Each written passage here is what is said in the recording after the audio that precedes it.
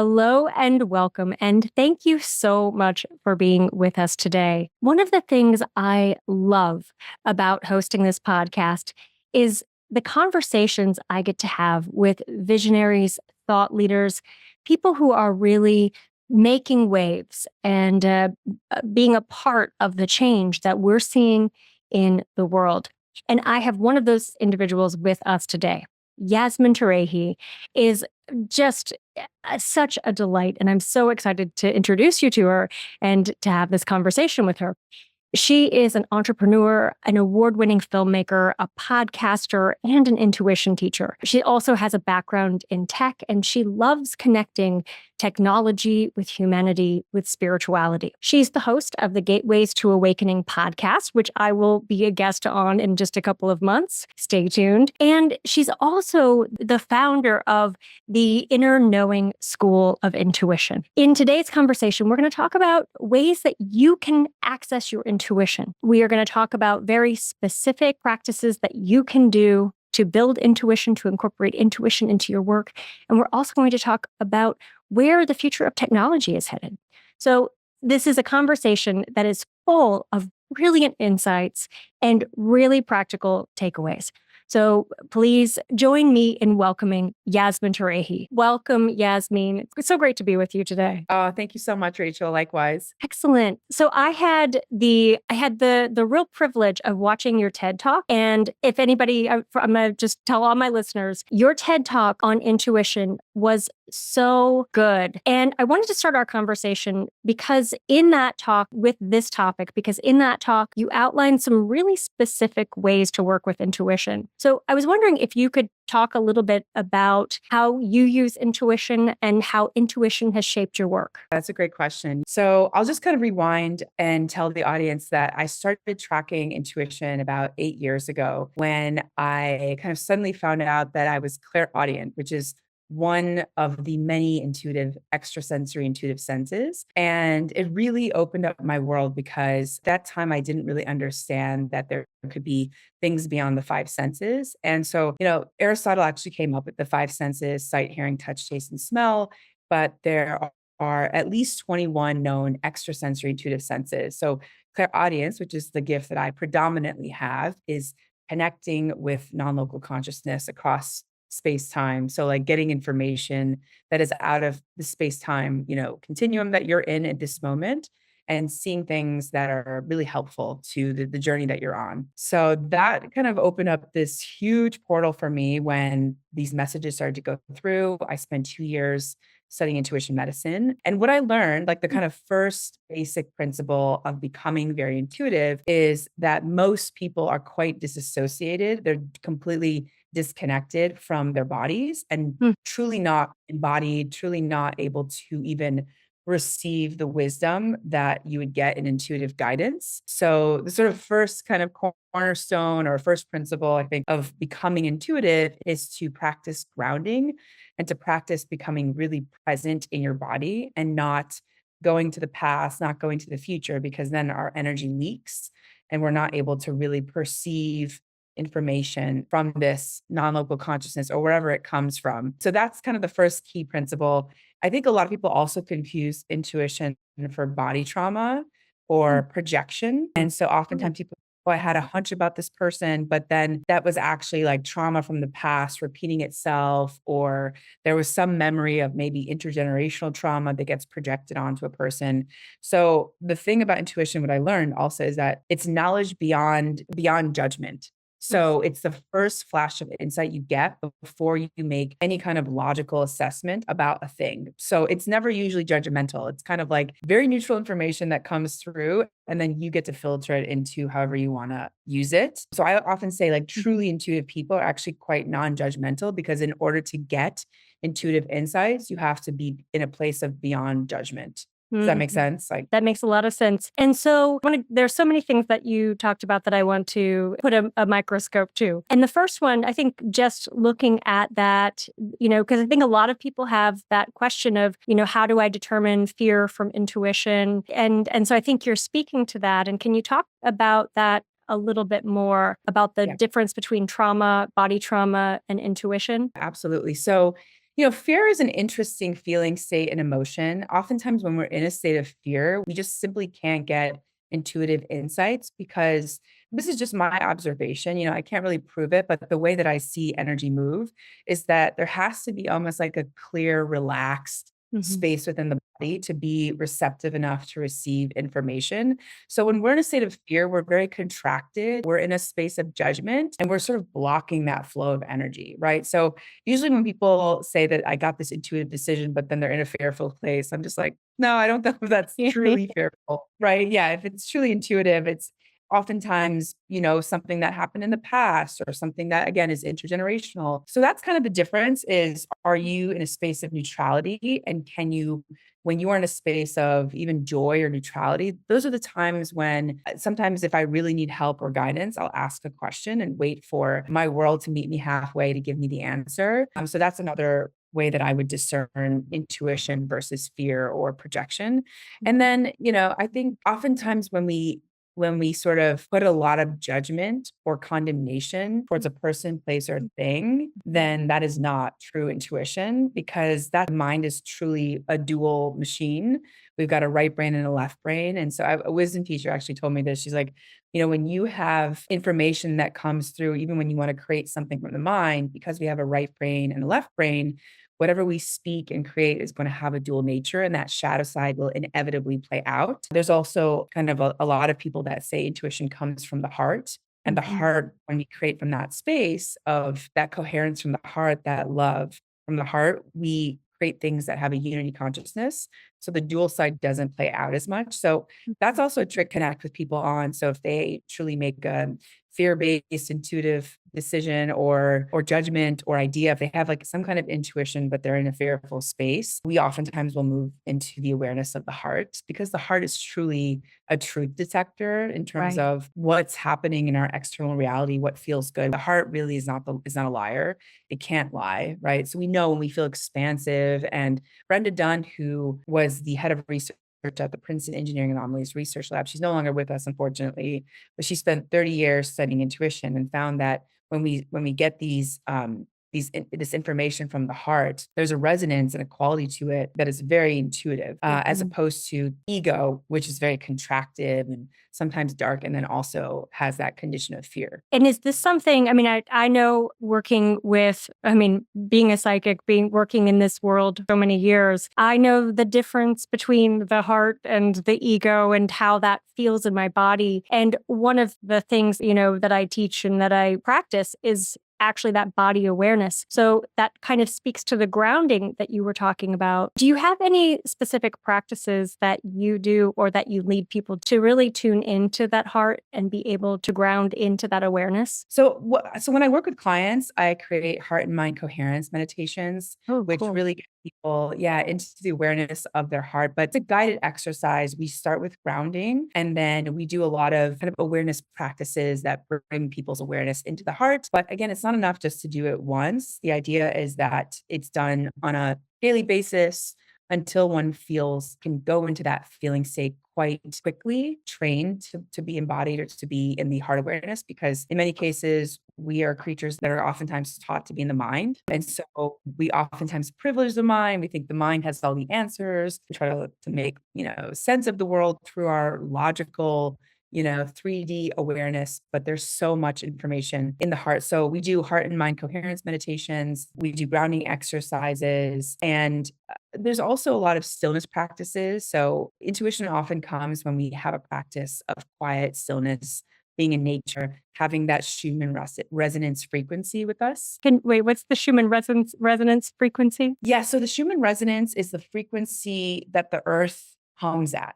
So there's a sound frequency that the earth hums at. You can actually feel that when you put your feet on the ground, like in mud or on the beach. There's a sort of a slow hum. If you're very intuitive, you can sense that, that quality where there's a slow kind of embrace of Mother Earth, and I also learned, I did a show with the guy who worked on the grounding.com. That's his work, is that he teaches people how to ground. I learned that we're the only species on the planet that doesn't actually physically sleep on the earth. Wow. So we Mm. we go indoors, we have beds, but that connection to the earth is like a conductor. And helps. Apparently, I can't prove this again, but apparently it helps with inflammation. It helps us become more grounded. I think it's great for the vagus nerve. And there's so much benefits to just putting our feet directly onto the ground. And most of us will spend months, especially if you don't live in like a warm climate during the winter months, like we just will completely disconnected that biorhythm of the earth that is so soothing. It's almost like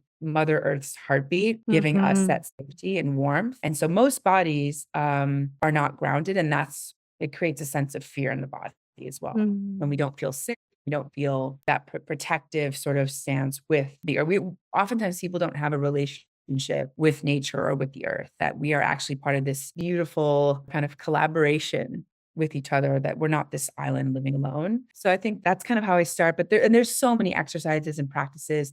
I combine a lot of different energy modalities. So a lot of what I learned in my intuition school, I've read like several hundred books, and I've also come up with my own practices based on experiments. So that's how I work with people. I think that's so valuable. And, what you're speaking to the grounding is something that I think we need more and more as we move into, a period of time that's really marked by the outer planets moving into air signs and fire signs. And, one thing that I want to circle back to that you were talking about was the head heart coherence. I love that, the way that Yeah. you phrased that. And I think your life is an example of head heart coherence. I mean, you started in the tech world in product marketing, and then you ended up going into filmmaking, and now you're tying that together with intuition. What was that transition for you of really integrating your head and heart and coming up with a coherence with your head and heart in your work life? Oh, that's such a great question. Yeah, thanks for asking, Rachel. Yeah, it's interesting because I feel like in the last decade, I've had like many lives. And I think it comes down to my experience of time is very different than I think most people's experience of time. Mhm. So, as of intuition, I oftentimes will get insights and knowledge that is extraordinarily helpful to my day-to-day work. So I don't actually expend as much time trying to figure things out, trying to force things. There is a power in being able to attract people, opportunities, information to you. And that's really the desire that I have for people, is to teach them and give them this toolkit to basically not work that hard, to not expend energy. Because there, of course, you can do things by sheer will. But what I learned is that when you shift your feeling state and you shift your thought quality and you shift the possibilities that exist in your mind, the world, then your external reality then shifts as well. And I had so many experiences over the last 10 years that blew my mind. I mean, if you had Mhm. asked me 10 years ago that I would be, leading a podcast on consciousness and all that, I was at that point, I was pretty much an atheist. I didn't believe in anything outside of my physical reality. And so you can imagine the things that had to unfold to get to a place where I've now interviewed 200 people and I run an intuition school. But what I found was, like, my editor for my book came to me. My business partner for my film found me at a birthday party and pitched me on making my own short film that I wrote, which ended up getting into 8 film festivals, and we won 2 audience awards. But it was just like that. My podcast network found me. So that was an amazing lesson for me, because in my 20s, I'd spent most of my time trying to figure things out with my mind and trying to push against, the current and work hard. And I think, especially in the tech world, there's this expectation that time equals productivity. Mhm. And that's just what I learned over the last decade, is like, that's absolutely not the case. And it's certainly not the case in my life. Like, it's about relaxed, open awareness in the creative process. And if I'm not in that space, I actually won't do any work, because Mhm. it's such a waste of time to sit just because you feel like you have to. And I think the program 9 to 5, right? That way, and that structure of working, to me, doesn't feel like it's honoring the human body. It doesn't honor the human psychology. And it certainly doesn't honor the feminine. Like, I am Right. not playing that game at all. I don't care that the world has decided that people work 9 to 5. That's not my reality. And, I think that so many people are sharing that sentiment, and even research now is sharing that sentiment about how more people are productive on a 4-day work week than on a 5-day work week and everything. I think we're at this interesting time historically where everything we've learned about time has and space and is changing. I think in part because of the rise of quantum physics and into the mainstream thought. Right, exactly. I think the consciousness on the planet is definitely changing, and I think that started to happen what's been happening kind of slowly for decades, but I think coming out of COVID, there was, in my opinion, a huge shift that I think it's catching up with people now because I've seen a lot of people make a lot of changes like divorces, changing jobs, having a health crisis that they, will overcome. So it's just, I find this to be a moment where there's a little bit of a reckoning. Mhm. And if someone has not had their reckoning, they might be moving into their reckoning because of the way the world is moving, right? Like we're going to have AI come online. And what does that mean in terms of work? What does that mean in terms of human relationships? Like all those things are going to be at the forefront, kind of center of the conversation right now in culture. So, with your tech background, what kinds of opportunities do you think we have with the way that we use AI technology and with some of these advancements that are coming down the road? That's a great question. So I think right now AI has become a huge buzzword. There's a lot of companies that are building like AI products, AI technologies, AI powered technologies. But at the end of the day, most people just care about whether you solve their problem. They don't care that AI is being used or not used. Now, I will say that there are huge use cases for AI to eliminate or augment most people's work, and it will continue to do so over the next couple of years.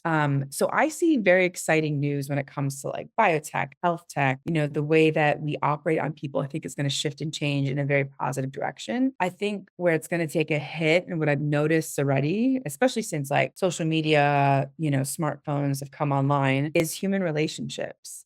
I think a lot of people are very, I don't know if the right word is relationally lazy, but relationally, I don't even know what the right word is. Is it childish? It's not childish. It's sort of just like there is, I think, a lack of maturity when it comes to truly sitting in discomfort in relationships. Hmm. And so my worry is that with AI being involved in relationships, right? Where you don't, you'll have someone in your life, a relationship with an AI or robot that replaces that human relationship. Now, I can just tell based on early feedback from people who are using conversational AI and other AI tools that the reaction is that I don't have a neutral party in my life. Everyone has a very intense, subjective, polarized experience for the most part. So people are constantly having to they feel like they're not being seen and heard, right? Like, and I think that also a lot of people are not skilled at being able to hold space, truly hold space, allow the other to be seen for good or, for worse. And so as a result, I think that, there's this whole cancel culture that's emerged, which to me has been so ridiculous. Like of course, boundaries are important, but what's happened is that people's lives have become very small as a result of over indexing on boundaries, and they have lacked the ability to build their own toolkit of resiliency. And so, like, what are we just going to cancel people left, right, and center? Of course, like you can, index on spending time with people who you feel are generative. That makes sense. But to just outright cancel people because they don't, your archetype, or I think to me, that's lazy. I feel like Mm. people haven't really alchemy that happens within a person is when you sit in that discomfort rather than judge another person is there's really truly growth when two parties can come together, sit in conflict, and emerge from it.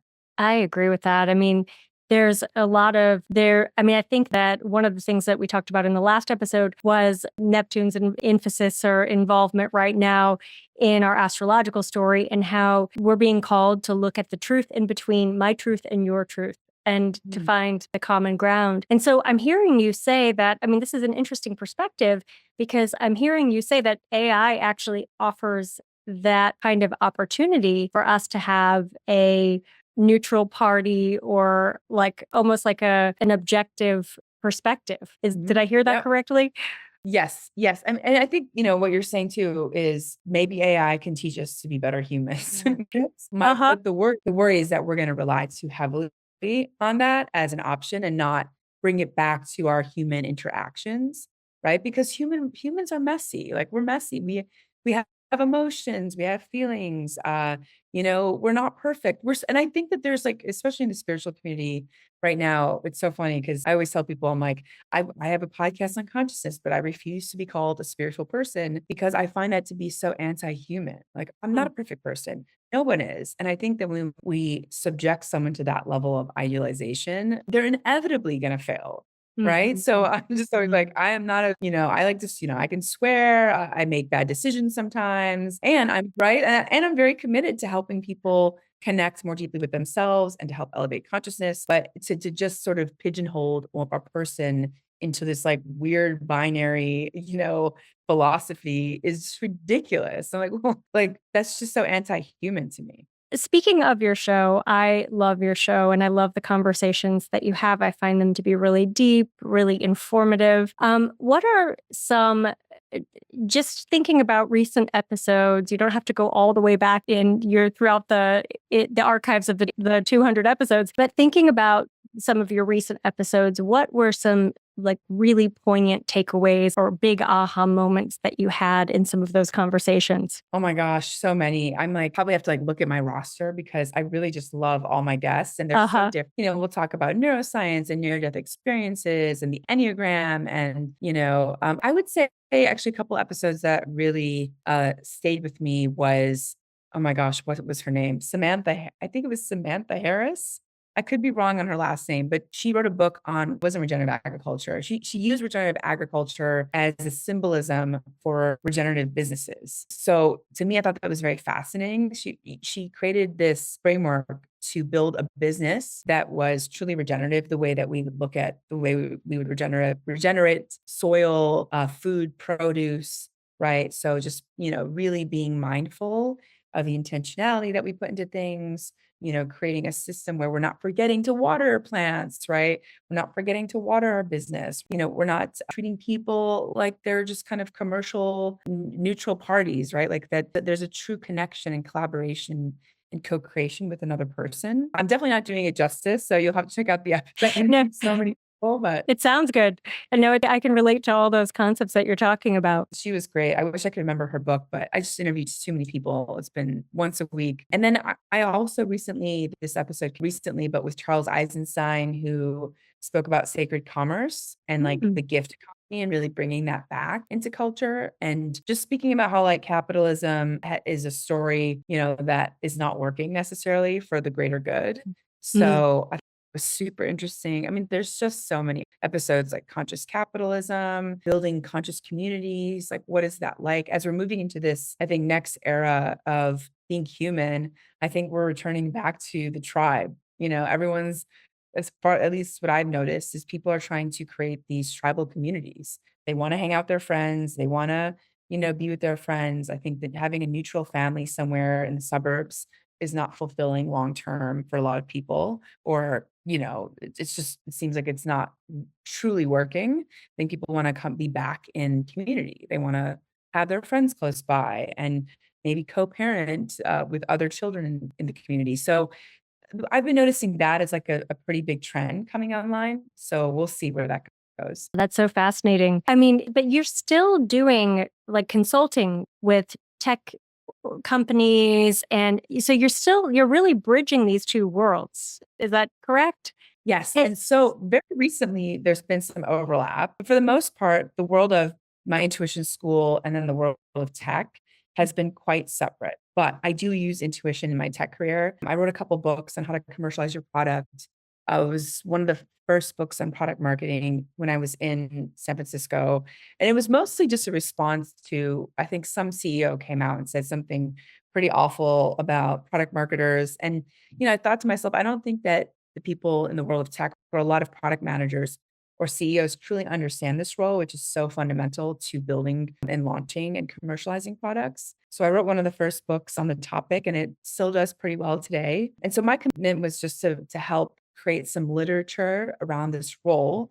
And since then, there's been schools that have emerged, people have built like whole curriculum around product marketing. There's been a ton more books that have come out. So I'm very excited about that. And right now I'm spending time in like, a little bit of neurotech, a little bit of climate tech, some fintech, but just different types of technology. Health tech has been a big priority as well. I'm curious about where we're going with the technology Mhm. conversation. And my intuition school is for creatives and executives who want to double down on their intuition.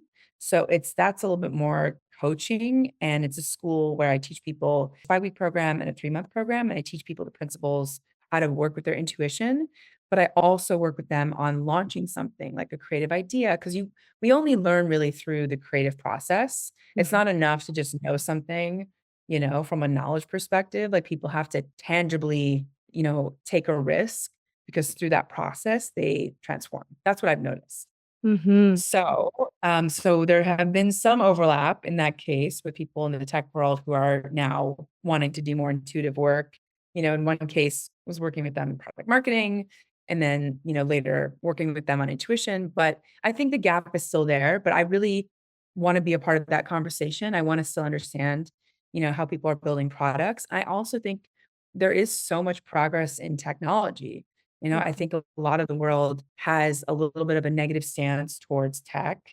And I think that there is, of course, a negative stance towards some type of tech that makes sense. And then there's a lot that just doesn't. And I think we're going to see that really play out over the next decade when it comes to health tech, specifically health tech, and how much is going to shift and change that, in my opinion, will likely or hopefully save a lot more lives. Definitely. Well, it's interesting because when I started my doing astrology and working primarily with businesses, it was tech companies who were the ones who were really on the forefront of being able to access all resources at their disposal, including intuition, including astrology, and be able to incorporate that in their strategies for success.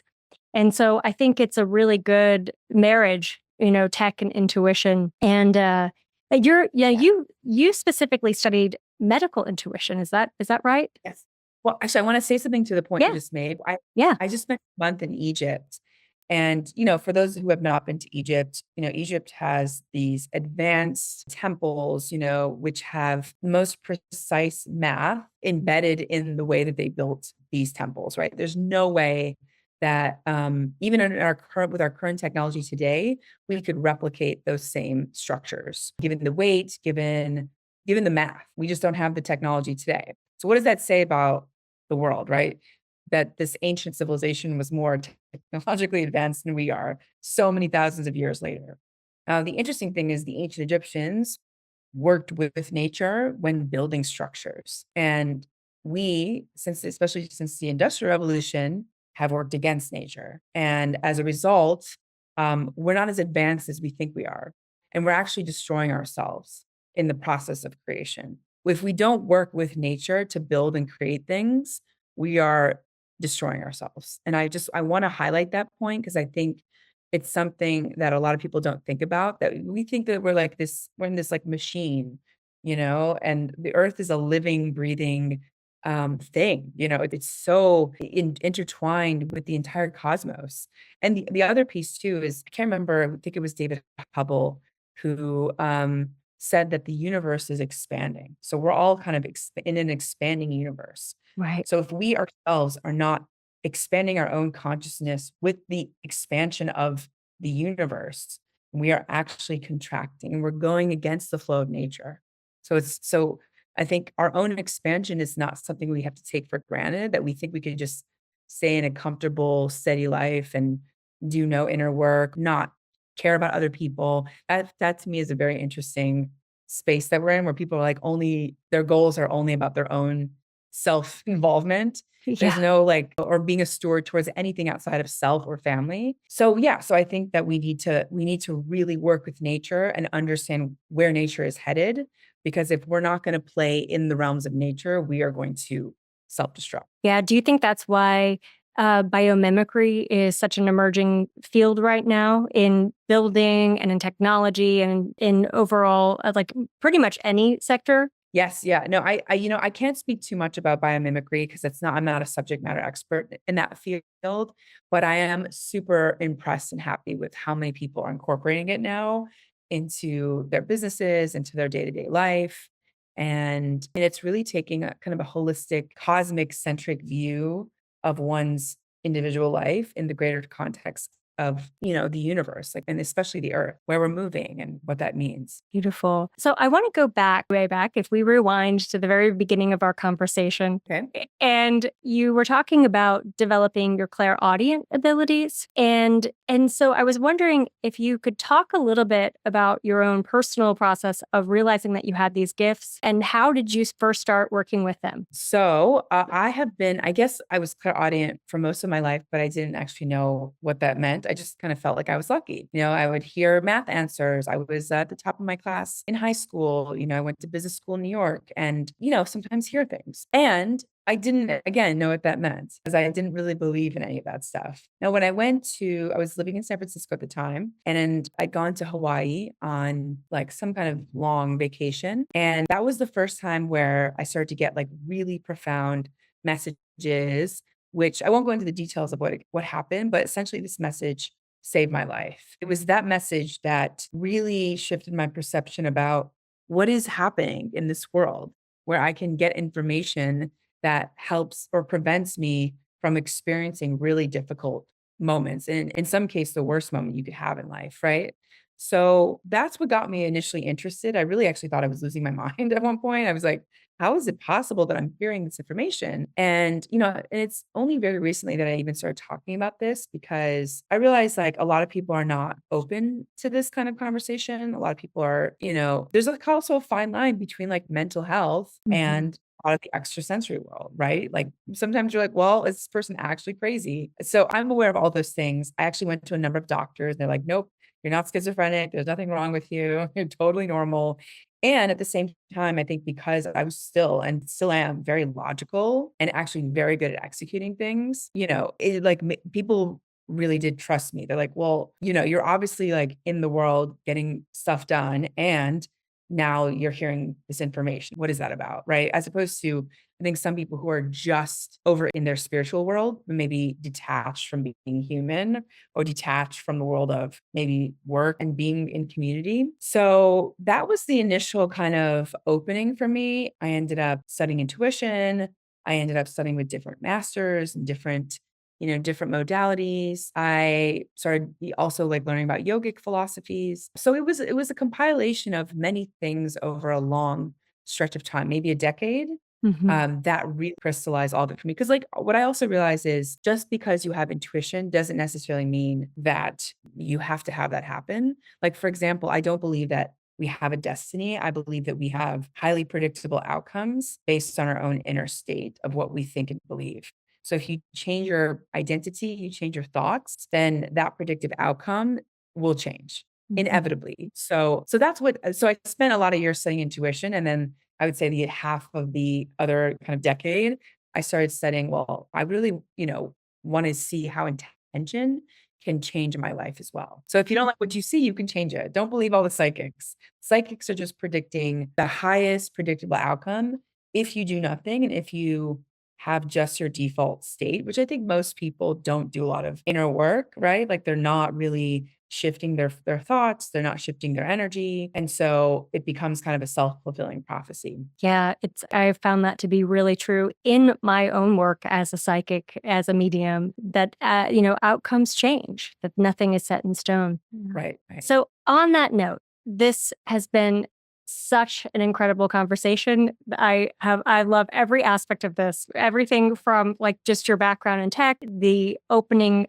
your own awakening, and your process of discovering your clairaudience, all of it. And I hope that you'll come back and we can have more conversations on our show. But I like to leave all of our listeners with a call to action, like our cosmic call to action, a way of matching what is happening right now, what's really up with their own personal lives. And so, do you have any practices or any techniques, any takeaways that you'd like to leave as a cosmic call to action for our listeners? Such a good question, Rachel. I love that so much. Okay, let me think about this. And there's so many, but if I was to just give one, I think it feels like the disease of our time is disconnection from self. It's like lack of connection with one's heart, with one's soul.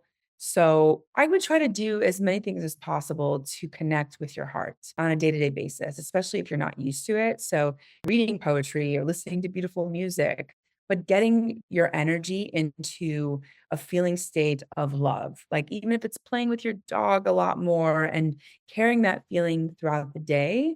Another technique is to wake up and then decide how you're going to feel when you hit your pillow at night.